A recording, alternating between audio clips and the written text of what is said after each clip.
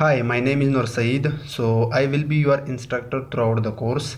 So in this series we gonna learn about Excel.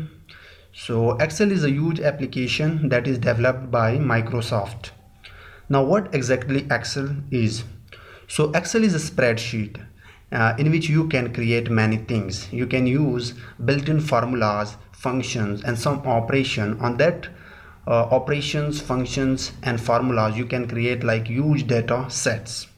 Apart from that, you can create graphical representation of your data by using some graphical charts like pie chart, bar chart, line chart that we will explore in the upcoming videos.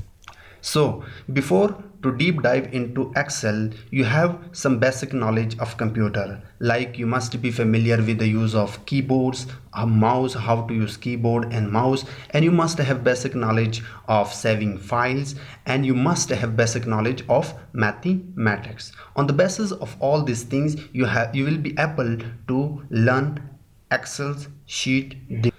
So that was the basic introduction of Excel.